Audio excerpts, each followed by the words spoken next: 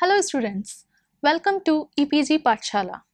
I am Dr. Manjula Sharma from University of Delhi. Today we are going to discuss about the module Raman spectroscopy from the paper Physics at Nanoscales. So students, let us discuss what we are going to learn in this module. First, the vibrations in a single atom, diatomic molecule, linear and non-linear triatomic molecule. The Raman spectroscopy, its basic principles, active Raman vibrations. Third, the energy transfer model. Fourth, the classical treatment of Raman scattering. And fifth, why is Raman spectroscopy called a local probe? So students, Raman spectroscopy is a molecular spectroscopy which is observed as inelastically scattered light. It allows for the interrogation and identification of vibrational, that is the phonon states of molecules.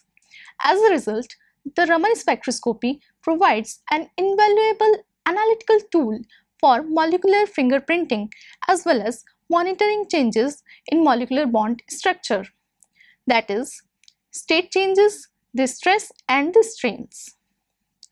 In comparison to other vibrational spectroscopy methods such as FTIR and NIR, Raman has several major advantages. These advantages stem from the fact that Raman effect manifests itself in the light scattered off the sample as opposed to the light absorbed by the sample. As a result, Raman spectroscopy requires little to no sample preparation and is insensitive to aqueous absorption bands. This property of Raman facilitates the measurement of solids, liquids and gases not only directly but also through transparent containers such as glass, quartz and plastic. So students, first we should consider the degrees of freedom for the different molecules or the materials which we face in our day-to-day life. First, let us consider the case of single atom. The vibrations, like the atoms of a molecule changing their relative positions without changing the position of the molecular center of mass, is known as the vibration. For the case of a single atom, there are no vibrations, that is, it takes two to vibrate. A single atom do not possess rotation as well. It can only translate in x, y or z direction as is shown in the figure. Thus, a single atom has 3 degrees of freedom and 0 vibrations. Let us consider the case of a diatomic molecule. A diatomic molecule can have 6 degrees of freedom as it has 2 atoms and each atom will have 3 degrees of freedom. That is, translation, it can translate in 3 directions, that is x-axis, y-axis or along the z-axis. The diatomic molecule can also possess rotation along its axis of rotation which is perpendicular to the line connecting the 2 atoms. That is, it can have rotation in the along the x-axis or along the y-axis, while it cannot possess rotation along the z-axis. Thus, it will have 3 translations and 2 rotations. Also, it can vibrate along its axis, which is stretching and compressing. Thus, it will have 1 vibration as well. That is, for a linear molecule, the number of vibrations will be equal to 3n minus 5. Let us consider the case of a linear triatomic molecule. A triatomic molecule has 3 atoms and it can have 3 degrees of freedom each. So that is, it will have in total 9 degrees of freedom, which are divided as 3 translation, 2 rotation and 4 vibration. 3 translation degrees of freedom are along the x-axis, the y-axis and the z-axis. The 2 rotations will be similar to what it was for the diatomic molecule. For a linear molecule, the number of vibrations are given by 3n minus 5. That is, it will have 4 vibrations. Let us consider the case of a linear triatomic molecule, that is carbon dioxide, which is CO2. The carbon molecule is present in the center and the 2 oxygen molecules are present on the each side of carbon. Thus, it can have a symmetric stretch, a bending where carbon goes in one direction and both the oxygen go in the other direction. It can have asymmetric antisymmetric stretch as well, where one carbon and oxygen go in one direction while other oxygen goes in the different direction. Thus, the 9 degrees of freedom are shown. Now, let us consider the case of a non-linear triatomic molecule. In this, there can be 3 kinds of translation, that is along x-axis, the y-axis and the z-axis. And there can be 3 kinds of rotation as well. One is along the up-down direction, one is along the backward and forward direction, one the left-right and one the yaw direction, as is shown in the figure. For the case of a non-linear triatomic molecule, there can be translation along the z direction, the translation along the y direction, the translation along the z direction, as is shown in the figure. Also, there can be rotation about the z-axis, which is shown by Rz, the rotation about the x-axis, which is shown by Rx, the rotation about the y-axis, which is shown by Ry. Thus, there can be 9 degrees of freedom, 3 translational, 3 rotational and 3 vibrational. For a non-linear molecule, the number of vibrations is given by 3n minus 6. Students, now let us consider the molecular vibrations. These correspond to the atoms of a molecule changing their relative positions without changing the position of the molecular center of mass, even at absolute zero. In terms of a molecular geometry, these vibrations amount to continuously changing bond lengths and bond angles. The center of mass of a molecule is given by xcm is equal to m1x1 plus m2x2 divided by m1 plus m2, where m1 and m2 are the masses of the 2 atoms which constitute the molecule. The reduced mass of the molecule is given by mu is equal to m1 m2 divided by m1 plus m2, driven by or governed by the Hooke's law, that is, the change in energy is equal to half k x square, where k is the force constant, x is the distance. The assumption it assumes is it takes the same energy to stretch the bond as it takes to compress the bond. The bond length can be considered to be infinite as well. The figure shows a 2-molecule system where the distance in between the 2 atoms is given by r. The first figure shows the compression, where the compression is by a factor of x, which is the distance in the Hooke's law, and the third figure shows the expansion by x, which is the distance in the Hooke's law. Let us see the vibration frequency nu. It is related to the stiffness of the bond which is present in between the 2 atoms in the molecule. The atomic mass is given by mu, which is the reduced mass of the system. Thus, the vibration frequency is given by nu equal to 1 by 2 pi square root of k by mu. So, let us see what Raman spectroscopy is. Raman spectroscopy is a complementary technique to IR spectroscopy, that is the infrared spectroscopy. It consists of a radiation at a certain frequency which is scattered by the molecule with shift in the wavelength of the incident beam. The observed frequency shift are related to the vibrational changes in the molecule. It is also associated with the IR absorbance. Raman scattering spectrum resembles IR absorbance spectrum. However, the Raman and IR mechanisms are different. Let us see the comparison in between the Raman and IR. The IR spectrum consists of the vibrational modes. However, Raman corresponds to the vibrational modes. IR consists of the change in dipole moment of the molecule, while the Raman corresponds to the change in the polarizability of the molecule.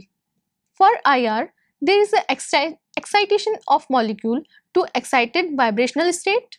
However, in Raman, there is a momentary distortion of the electrons distributed around the bond. For IR, there is asymmetric vibrations which are active, while for Raman, the symmetric vibrations are active. Students, let us see the basic principles of Raman spectroscopy. In this, light is scattered by the sample at various angles by momentary absorption to a virtual state and re-emission. In the process, some scattered emissions occur at the same energy while others return in a different state. Let us see the band diagram as shown in the figure. The sample absorbs the photons incident on it and the material goes into the excited state from the ground excited state to the virtual states. Then, after the momentary absorption, the virtual state leads to the re-emission of photons. In the process, there will be emission of energy having energy either less than the absorbed energy or greater than the absorbed energy. That is called as Raman scattering. That is, it involves a net change in the energy. That is, h nu in is not equal to h nu out, where h nu in is the absorbed energy while h nu out is the emitted energy. Nu in is the wave number of the absorbed photons and nu out is the wave number of the emitted photons. If h nu in is equal to h nu out, that is, the emitted photons have the same energy as the absorbed photons, then it is called as Rayleigh scattering, and it does not involve any change in energy. The elastic collision between the photon and the molecule results in no change in energy, while a inelastic collision between the molecule and the photons results in a net change in energy. There can be two types of Raman scattering: anti-Stokes and Stokes. Anti-Stokes lines correspond to the emitted energy having higher energy than that of the absorbed photons, while the Stokes line corresponds to the emitted energy having energy less than that of the absorbed photons. That is, the anti-Stokes line can be written as E is equal to h nu plus delta E, while the Stokes lines can be written as h nu minus delta E. The delta E, either positive or negative, corresponds to the energy of the first vibration level of the ground state, that is, the IR vibration absorbance. The Raman frequency shift and IR absorption peak frequency are identical. Let us consider the case of Stokes and anti-Stokes lines. In the figure as it is shown, for the Stokes lines, the energy is absorbed from a lower energy level represented by nu equal to 0 to the excited state represented by J. Then the emitted energy is corresponding to the energy level from J to the energy level corresponding to nu equal to 1. That is, now the energy of the emitted radiation is less than that of the absorbed radiation. In the case of anti-Stokes lines, the absorbed energy corresponds to the energy levels from nu equal to 1 to the J state, while the emitted energy corresponds to the levels from J to nu equal to 0. That is, the emitted radiation has energy equal to H multiplied by nu excitation plus nu. This is the difference in between the Stokes and anti-Stokes lines. That is, Stokes lines correspond to lower energy while the anti-Stokes lines correspond to higher energy. The Rayleigh scattering has highest intensity, the Stokes have less than that, and anti-Stokes have the lowest intensity as observed in the experiments. The intensity of Raman lines are 0.001% of the intensity of the source. That is, the Raman spectrum have very low intensity. Let us see the active Raman vibrations. These need change in the polarizability of molecule during vibration.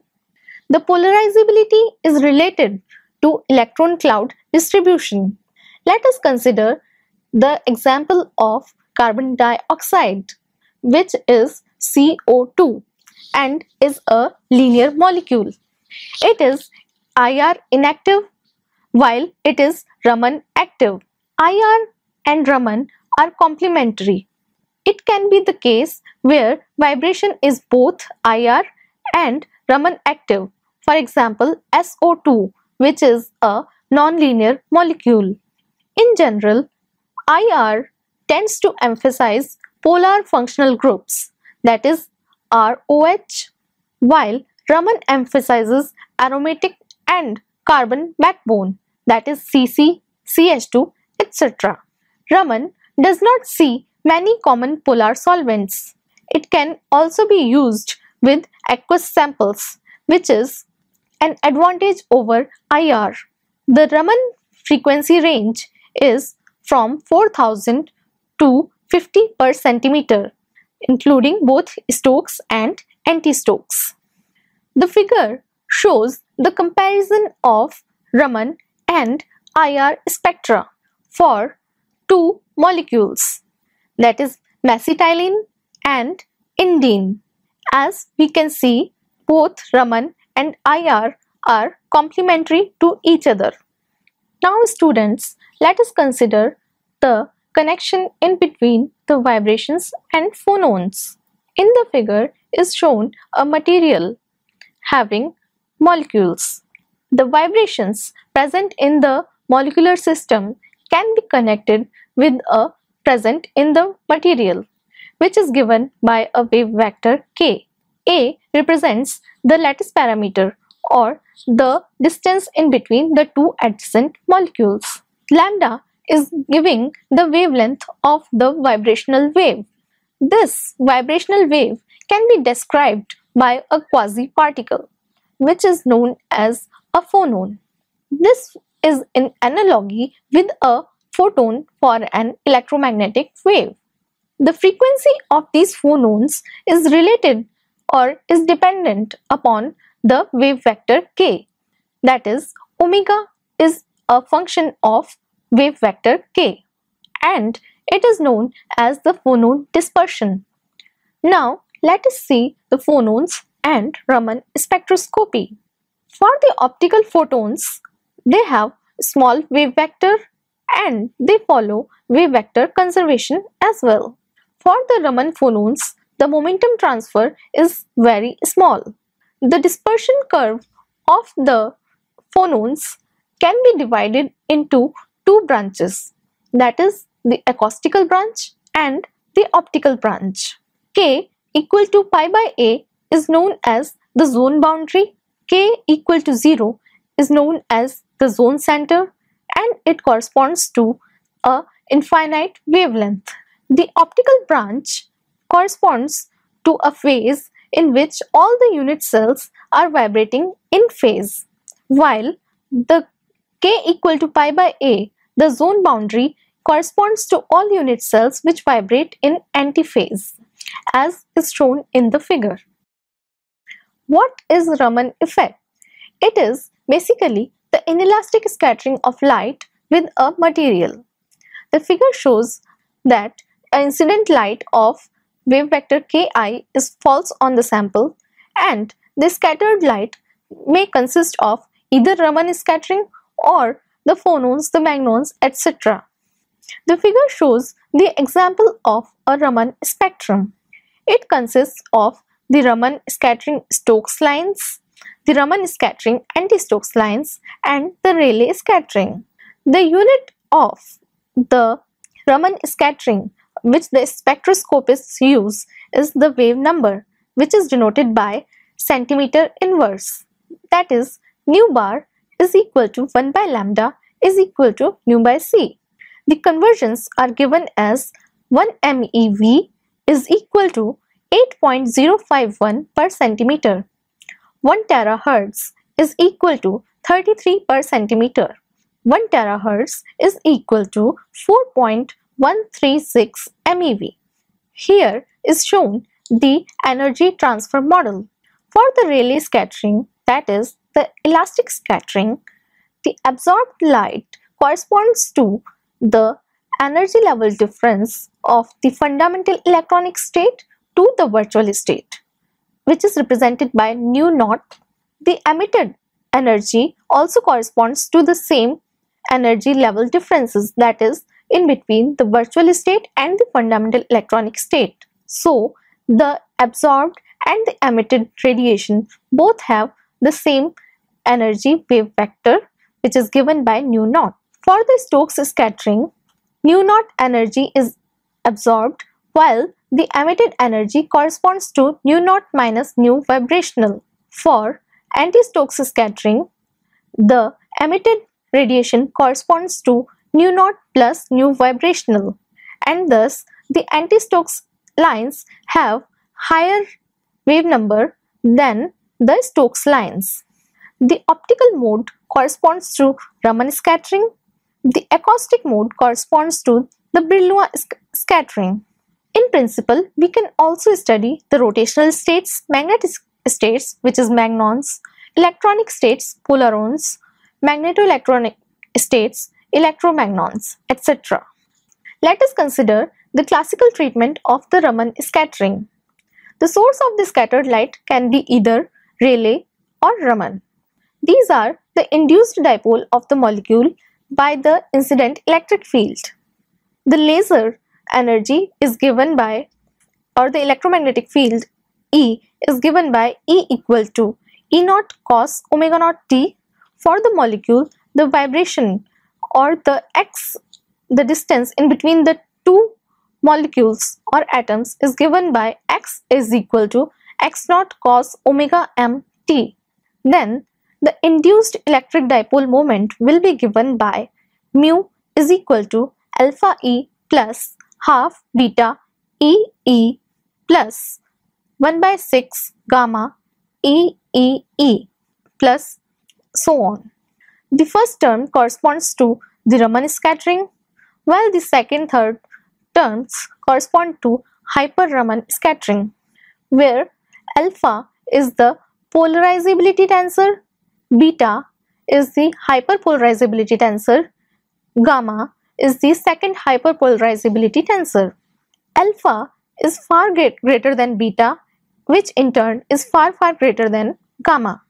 Thus, mu is approximately equal to alpha E, which is a limitation to linear effects.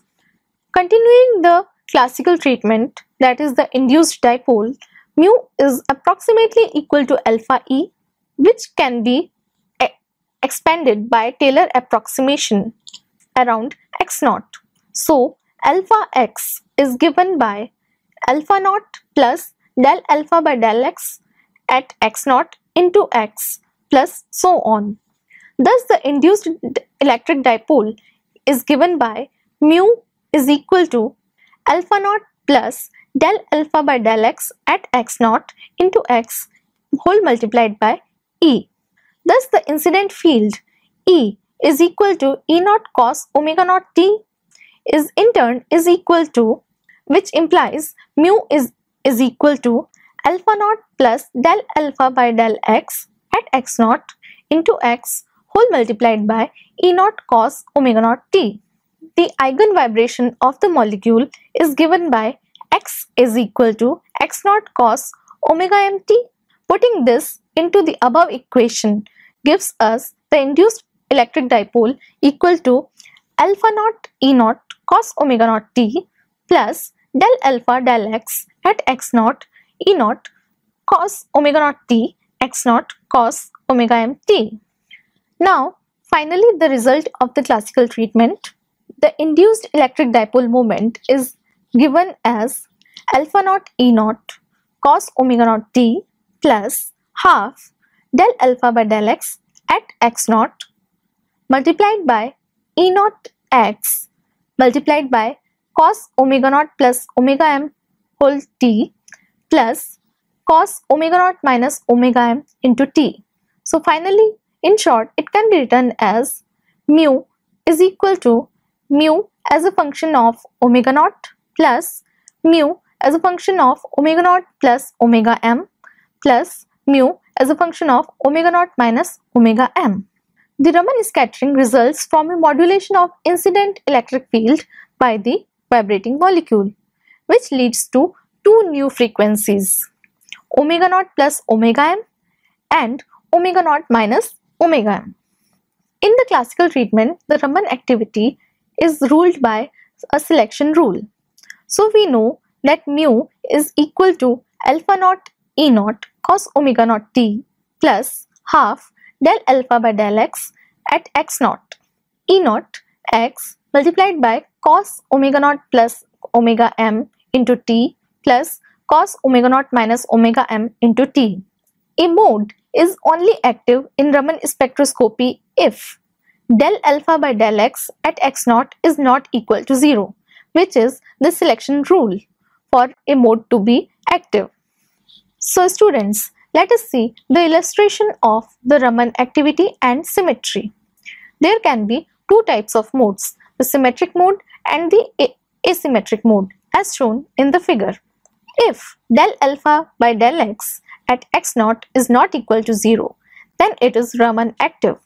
However, if del alpha by del x at x naught is equal to 0, then it is Raman inactive.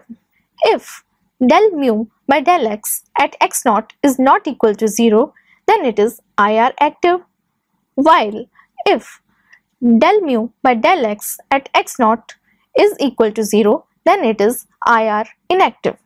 Thus we see that the Raman and IR spectroscopy are complementary. The exclusion rule is, in a centrosymmetric molecule or crystal, none of the Raman active modes is IR active and vice versa. The change in the molecular dipole moment when the atoms vibrate determines whether the vibration is or is not IR active. So why Raman spectroscopy is a local probe? It is a zone center process, that is, all unit cells vibrate in phase.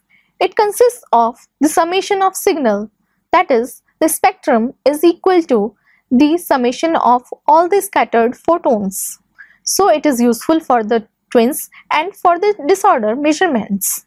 The scattering volume in the Raman spectroscopy is some 10 unit cells, that is, it is useful for thin films and also for the detection of impurities. It has short coherence length, that is some unit cells, and hence it is very much useful for the amorphous materials. The special resolution of the Raman spectroscopy is 1 microns under the microscope. Thus, it is useful for the devices and for the grain size. Now, let us see a very important example of the use of Raman spectroscopy in the case of a 2D material, which is graphene in the present case. Raman spectroscopy is highly useful for the identification of single atomic layers of graphene, as can be seen in the figure that for a 1 layer, 2 layer, 5 layer and 10 layers, there is a very clear shift in the Raman spectroscopy lines, and by using this shift one can identify the presence of one monolayer or bilayer or a bulk material present in the system. The left hand side shows the optical and the AFM images of the graphenes which were produced in the lab. So students, let us summarize what we have learned in this module. We have learned the vibrations in a single atom, the diatomic molecule, the linear and non-linear triatomic molecule. We studied their degrees of freedom. In the single atom, it was 3 degrees of freedom. For diatomic molecule, it had 6 degrees of freedom. For a triatomic molecule, there were 9 degrees of freedom. We also learned the Raman spectroscopy, its basic principles, the active Raman vibrations as well. We also studied the Stokes and the anti-Stokes lines. We saw that the Stokes lines have lower frequency than the anti-Stokes lines. That is, the energy of anti-Stokes lines is higher than that of the Stokes lines. We also saw the intensity of the Stokes lines is higher than that of the anti-Stokes lines. The total intensity of the Raman spectrum or the emitted Raman scattered light is only 0.001% of the incident beam. We also studied the energy transfer model. In this, we saw that we had Rayleigh scattering, we had anti-Stokes scattering and also the Stokes scattering. We also studied the classical treatment of the Raman scattering. At the end, we studied why Raman spectroscopy is considered as a local probe. We saw that by using Raman spectroscopy on a 2D material like a graphite, a 2D material of graphite, that is graphene, we saw that just by seeing the position of the Raman scattering, we can define if it is a 2D layer, that is 1 monolayer, 2 monolayer, 5 monolayer, or it is a bulk material. We also saw that the Raman spectroscopy is very much surface sensitive. It takes care only of the initial 10 unit cells present in the material and gives us information of the material. Thus, Raman spectroscopy is a very useful probe for the experimentalists. Thank you.